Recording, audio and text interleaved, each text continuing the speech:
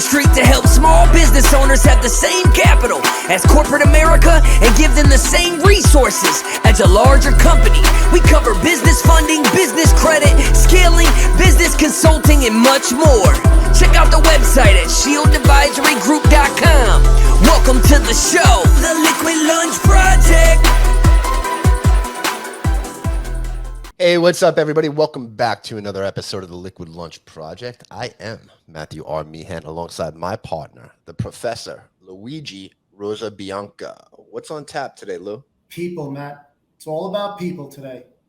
The most precious resource of any business. I don't care what trade you're in. I don't care if you're white collar, brick and mortar. Your most precious resource is your people on your team.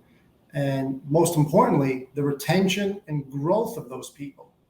So without further ado, we've brought Steve Gilman, co-founder and CEO of OneRange. Steve, welcome to the podcast and explain to us, how does OneRange help small business retain and grow employees? Hey, Professor Lou, Matthew, thank you for having me.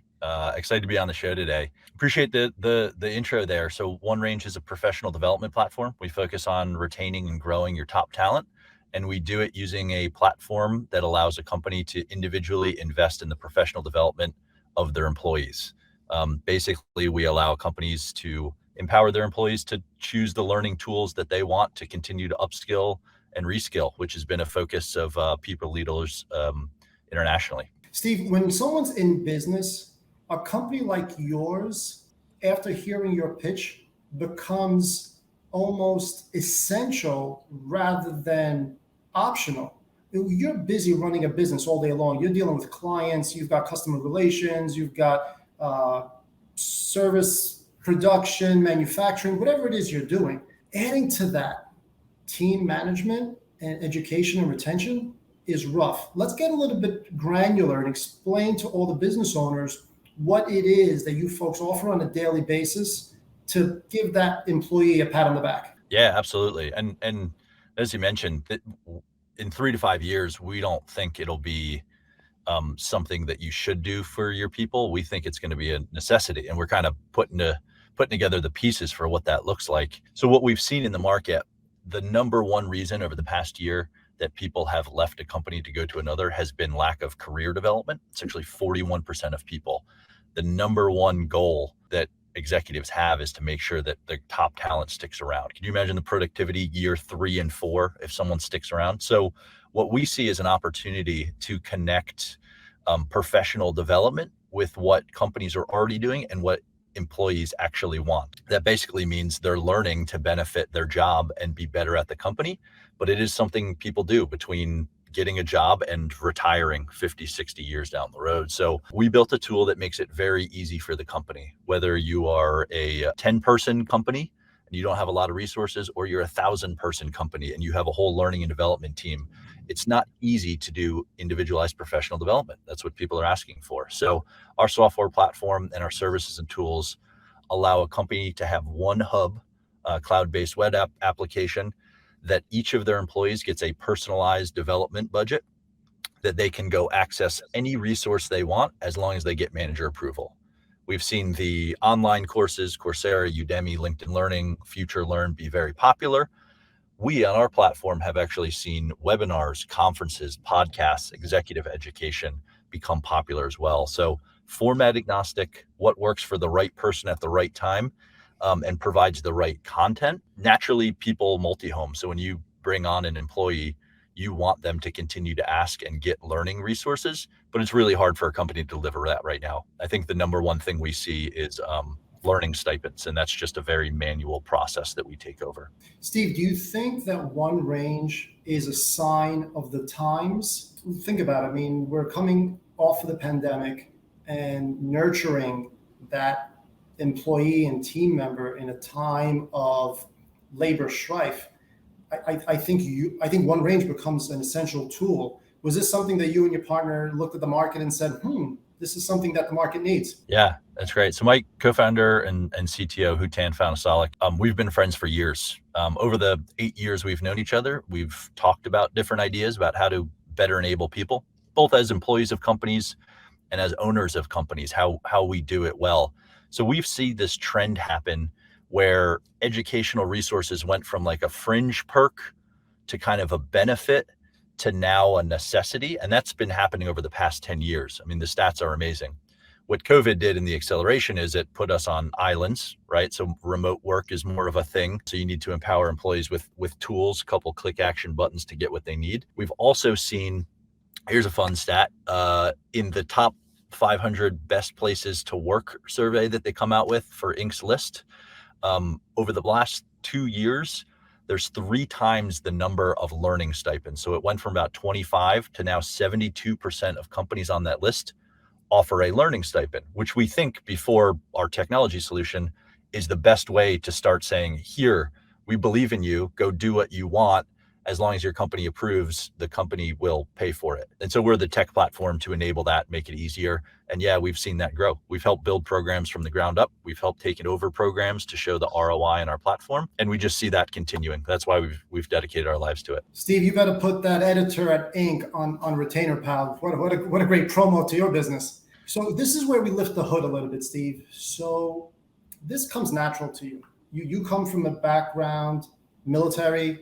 You played ball in college, you played pro ball. You were in an environment where nurturing the team member, so to speak, was part and parcel of the game. Tell us a little bit about what you learned in your experience in the Navy, and by the way, thanks for your service, as well as in pro ball, and how you apply that to OneRange. Throughout all my experiences, and I'll bridge those in with startup experiences I've had, and early stage growth companies as well.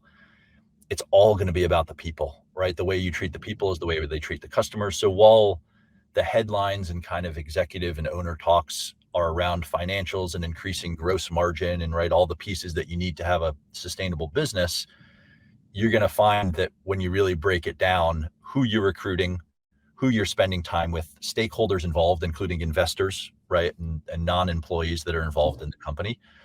It's all about having the right people. That's where culture starts, right? And so we've known for years that successful businesses are built by great people, not necessarily the tech stack, not necessarily the product, right, on their own. And so what we kind of done between my background and Hutan's background is taken all the pieces of what we learned and realized that the best pieces, the best people to recruit to your company have high accountability, great ownership over what they do, their experience, but they're willing to learn, and they're just positive teammates, right? You could be the best baseball player in the world, but if you're coming back to the dugout and you're not positive when you're winning, or you're too negative when you're losing, it's going to affect other people's play. And so you're just trying to win as a team. I've seen that in my career supporting special operations as well. Small team, high accountability can get a lot more done with ownership and choice than large teams with lower accountability and less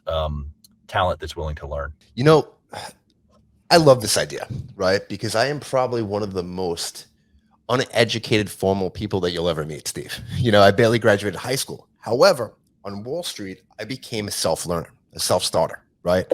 I love learning. Right? At the end of the day, I go out and I buy these courses from Udemy. I want to learn something. I go here. I don't know enough about something. I'll go to masterclass. The idea and the concept that you're allowing the employer to give it to the employee and they get to choose who they want to learn it from is amazing, man. So how did you guys come up with this brainchild? Yeah, I think what we realized early on in operating our last company as owners is our top talent, right? The people that you just look around and say, man, they're good. We're so thankful to have them. They're always the one requesting resources. They want to continuously learn, and they want professional development. So I've had people in the past that I really respect come up and say, I'd like to audit this course at this college. I'd like to go to this conference. I'd like to get these 2 books, right? And read about them, present them to the team. It's awesome. The best way for me to foster commitment is to have the company pay for it and say, yes, you have time allocated. This is a great idea. People that want to be learning are going to be best for the company. But in actuality, my answer was the same every time. Hey, Morgan, make sure you ask your manager, Aaron, and if they say yes, put it on email, CC me, and then when you buy the book, send me a receipt. I'll put it through a reimbursement system. 3 weeks later, you'll get a reimbursement. Wait for the next payroll, right? That's where, this individual, Morgan, just shuts down and says, you know what? not worth the hassle. One, I Too don't much want friction. to, too much friction, right? Even communicating that a policy exists where the company's willing to do that is hard. Strategic communications, right? It's not just Morgan, it's the people sitting next to her that may not have asked for the opportunity, but certainly deserve it. And so we came up with the tool thinking of the company first. It's their ROI. How do you foster commitment? Professional development. And if we can align what they do with the employees, awesome.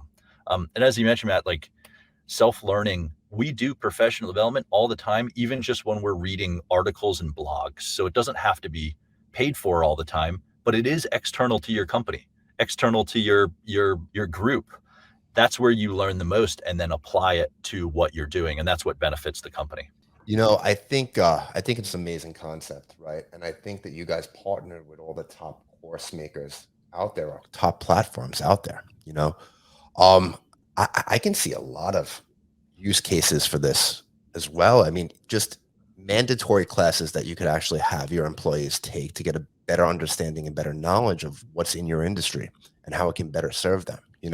But this wasn't your first startup, right? So let's talk about the first startup and how you founded that one. In 2015, coming out of business school, I started a company with a co-founder called Block Party.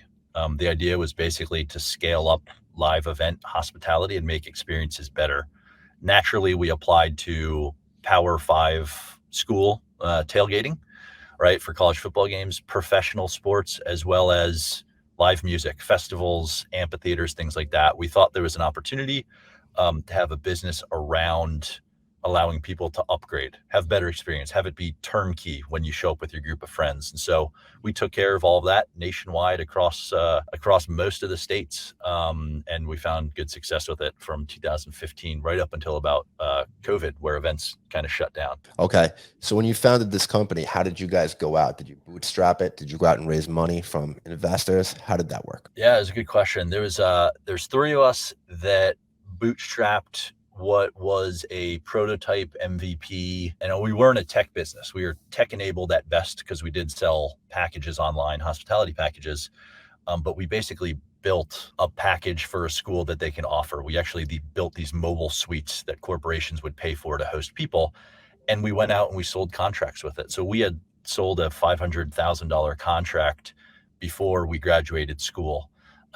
My co-founder, Adam Ward, was an amazing salesperson and took something that he had in a vision a few years before and applied it. And when you apply it, contracts get signed. So from there, we raised money from angel investors, people that believed in us, and eventually got investment from Live Nation Entertainment, who worked with us on the amphitheater music festival side of things. How was that? Live Nation's a huge company. That must have been an exciting moment in your life when that deal came to fruition. Yeah, not to mention they're right in Brentwood, in LA. So the day that we got investment, they had a happy hour, and Chris Martin from Coldplay was actually playing acoustics for the happy hour. They're a fun company, right? And they have a lot of smart people there. So we worked with the M&A group, mergers and acquisitions group, but we had two members on our board, the chief revenue officer, Tom C., and then Mark Campana, who is the COO of North American Concerts.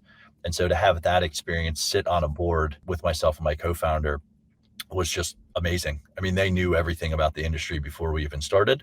They just liked the fact that we were trying to disrupt it and innovate things and wanted to come along for the ride. Matt, could you imagine that meeting? Hey, young bucks, we're going to show you how to do a happy hour. I mean, Mark was about retiring at that time, but I'm 30 years younger than Mark, right? So to sit at the same table and present my ideas and get his feedback is a pretty cool moment in time, especially when we have ownership, right? We have stake in it. Hey, Matt, don't you think that created a little bit of swagger, right? You start your first startup, you're right out of college. You don't know what the market's going to say. Great ideas sometimes have poor execution, and sometimes terrible ideas have great execution. So you never know. But I got to think that Steve and his team probably came out of that transaction with so much swagger. So when they started up OneRange, subliminally, they were probably like, we got this. Yeah, well, honestly, I don't know. So, Steve, tell me, it couldn't have been that easy because things were going great for you at this point, right? You get the investment from Live Nation, okay? You guys are rocking and rolling, you're expanding, and then the whole world shuts down. Yeah, so we created this model whereby, as a hospitality provider, we would go into Division I schools, which is our most popular market, and we would negotiate the rights for something called official tailgating. We made it up. We came up with it. That's great. Business model wise. So the same way that Coca-Cola might be the sponsors for a certain school, and then all the cafeterias have Coca-Cola, right? You would never see Pepsi on the campus.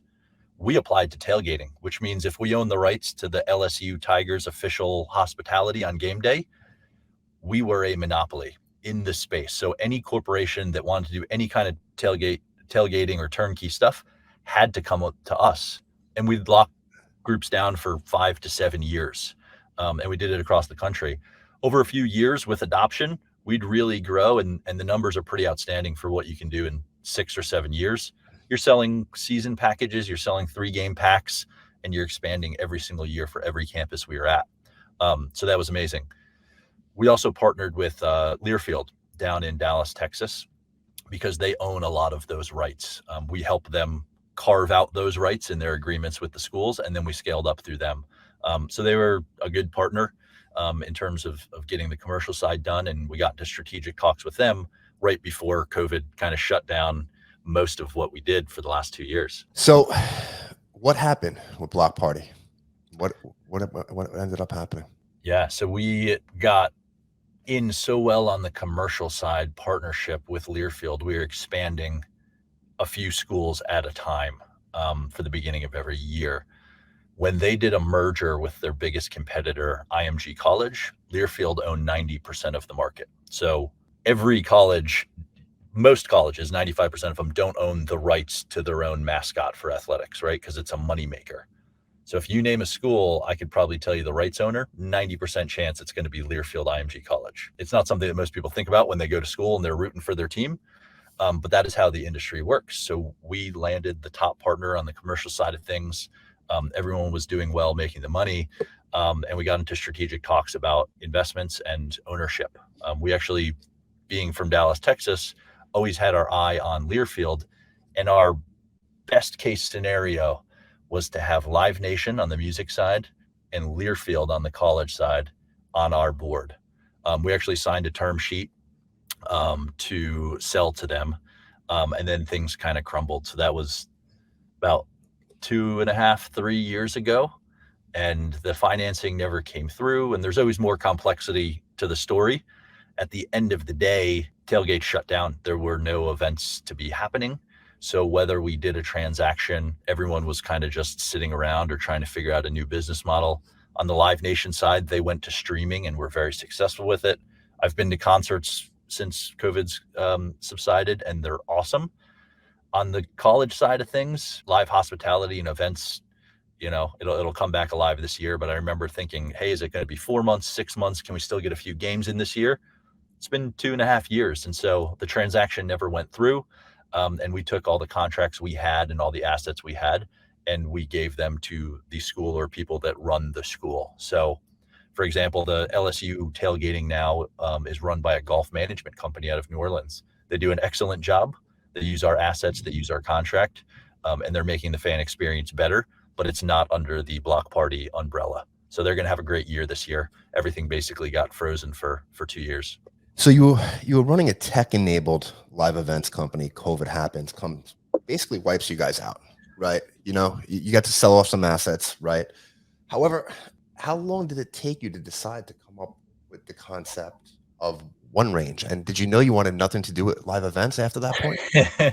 You know what? The original thesis for that is so my co-founder went to Texas A&M for business school, tailgating culture, and said, man, I'm tired of setting up these tailgates. Someone should just do this for me. They probably make a lot of money. So we started doing it. The danger in that as an individual is I love tailgating. I went to Penn State all the time with my friends because I'm from New Jersey to tailgate, and I love it. I turned it into a job where I was setting up thousands of tailgates on a given weekend, right? So it's night work, it's heavy logistics. You're dealing with politics, not only between marketing rights holders, but also athletic departments, right? So the athletic director wants something very different than the sponsorship owner wants something different than the fans. So it was a hard business to run, and we got our grit from there. We learned a lot of good lessons from there. We certainly hired and fired enough people, and we ran teams all over the country for what people thought could not happen. How do you scale up this platform and make it happen so well. And we did that. About 4 or 5 years in, I started to miss technology. I'm not a 9 to 5 type person. I like to be kind of on it all the time, but boy, I like my customers to be 9 to 5, right? To sell and get around. And so the lifestyle is a little bit easier. We move just as quick. And I wanted to work with a brilliant CTO in Hutan. So actually, when we got together during COVID and there wasn't a lot of events and the world's trying to figure out what to do next, we knew we wanted to be in New York. We knew we wanted to do a B2B SaaS tool, and we knew we wanted to work together based on complementary skills and founder capabilities. We actually landed on OneRange after having tons of discussions about problems we can solve. And that's right. This is something we've seen throughout a career. And once we start working on it, there was no question that was the right fit for us. So combination of team and ideas, what brought that together. What's the top thing you learned at Block Party that you brought over to OneRange?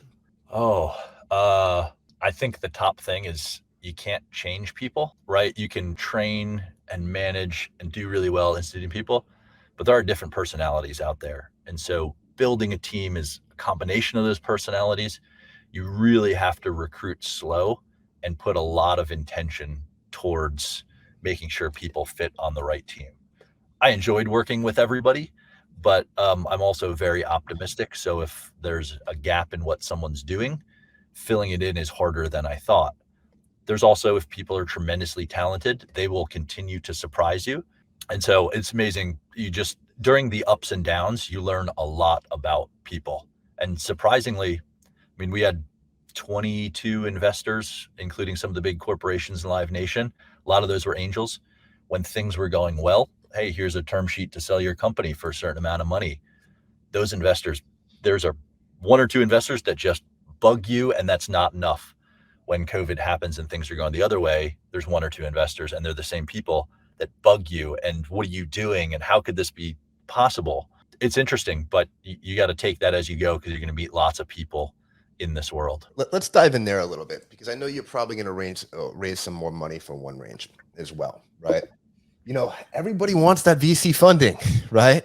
But they don't realize they got to deal with a master at the end of the day, and sometimes your rights are taken away from you as a company. What type of scenarios have you seen or been through that you could tell the audience how to handle when taking on investor capital? Absolutely. Number 1 lesson is be really strong as a company so you have some leverage. If you're relying on people or corporations for money, you're not going to get a choice. When you do get to that point, you do have a choice. You have to understand who the investors are. Angels want something very different than what I'd call a corporate strategic, right? So if a public company wants to invest in you, there's pros and cons that are separate than if a VC, who I'd call a financial investor, right? They're there to make money, and you understand that. So they're a little bit different. We went the strategic route with Block Party, made sense for scaling up on the commercial side. We also weren't pure technology, so VCs weren't going to be interested in us. And there's tons of pros and cons here. My co-founder and I are very motivated in the same way that our job is to build, scale, and sell this thing to make investors money. And we align on that very well. So the right partner for us on the VC side is going to put money in, help us scale, and we're all going to celebrate together. As I've seen over the past 8 years, we've been lucky enough to have Block Party investors come in on OneRange, completely different concept. The only similarity is me, right? And they trust kind of my acumen and the fact that I'll go down with the ship if I need to, give it everything I have. We're going to meet tons of people that we don't mind structure. We don't mind people to get involved as long as they're value add. And the angels we've had and the fund we have right now are great value add, and they trust us, especially at the early stage. We want to move quick. They want us to move quick, and sometimes trust is just key in that. Old Wall Street adage, you bet on the jockey, not the horse, right? That's right. Even my days on Wall Street, and me and Luigi doing a lot of investing, there's a lot of truth in that, even as a cliche as we hear it so much, right? And Steve, you're definitely somebody I would bet on. Well, I appreciate that. We founders and investors always have a lot to learn from each other, but just like within the first year of the business and a first fundraise, I wouldn't expect an investor to keep asking me about numbers, right? That should be tight and things should be going well, but I'd want them more invested in who I am before we get into some of that. In the same way, founders have to look at investors and judge them and the people that's going to be sitting on their board outside of just, hey, what check size do you write? Okay, it's a good fit. You are literally getting married to these people, right? And you see them more than once a quarter for board meeting. They have control of the company. It's going to be someone that you're going to want to go to cocktail hour or bar with when you're really successful together, or when things happen that are out of your control that make it not successful, even though you've been executing our plan, still someone you probably go to a more of a speakeasy bar at that time and you're drinking whiskey, but that's like, those are the people that you want to go to. And usually I find that former operators make really great investors. Not mutually exclusive, but there's some brilliant people out there. And if they know the operation side of things, it's a little bit easier to get along with them. You know, Steve, you're doing great things with OneRange. I usually ask people, what's 2.0? But your 2.0 is still OneRange. So you guys are right now, you're aggregating all these courses, you're going out. Is there another avenue that you're going to take OneRange down outside of courses? Overall, we see a problem with corporate learning and development, right?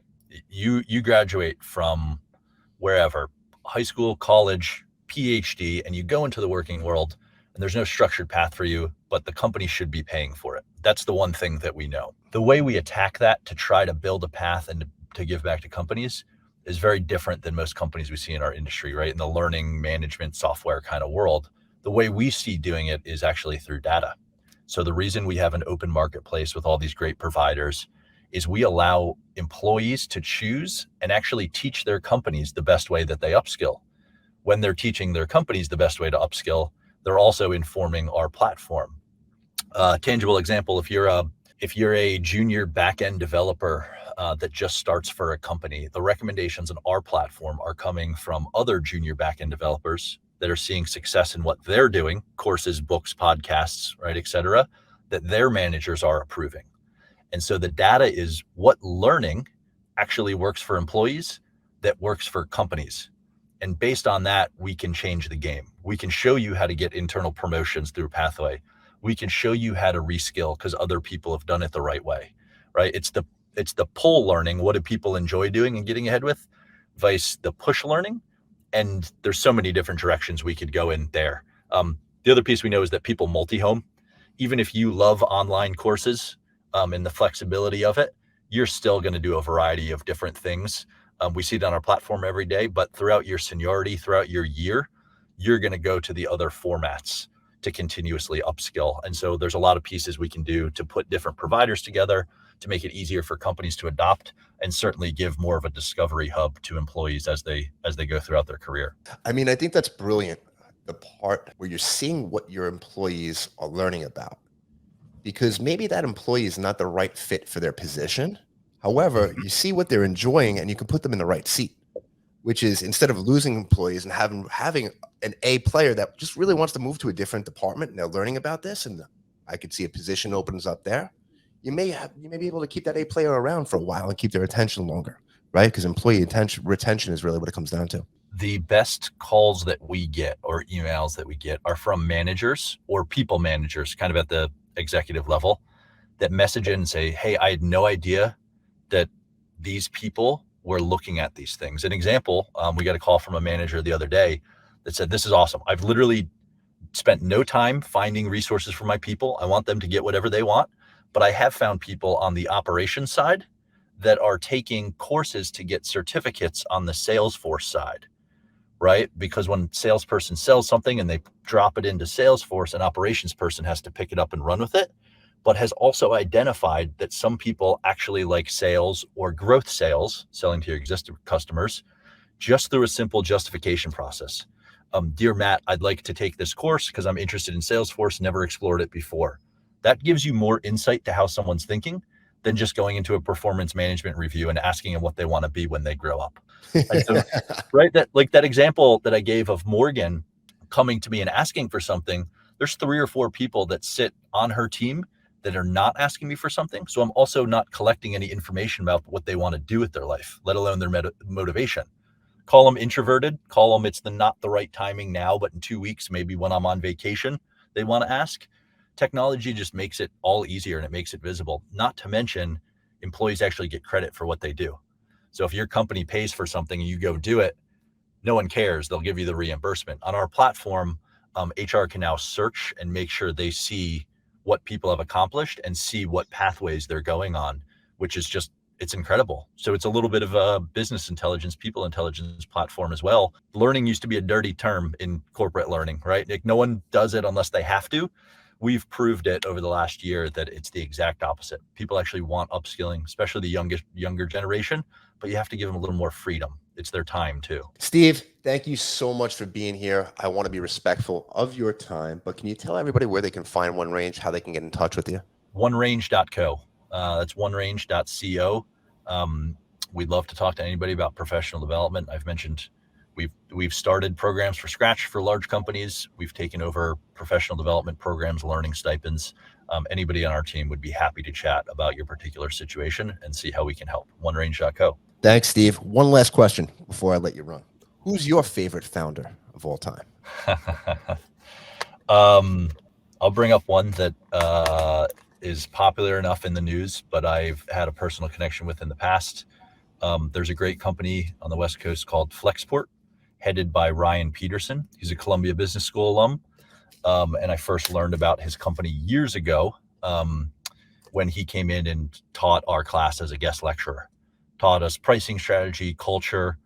It was the most amazing hour and 15 minutes I've ever had in any academic class. And it was from someone running a small company, which is now valued at multiple billions of dollars. He stayed true to his word, one of the smartest people I know. And he's got great people that are becoming leaders under him as they follow him throughout the journey. Steve, thanks so much for being here. We want to get you back on right before you go public in about 5 years. So don't forget the little guys. But awesome. We appreciate your time, man. And that's a wrap of another episode of the Liquid Lunch Project. Thank you for listening to the show. And make sure you subscribe, leave a review, and share it with a friend. We'll see you on the next episode of the Liquid Lunch Project.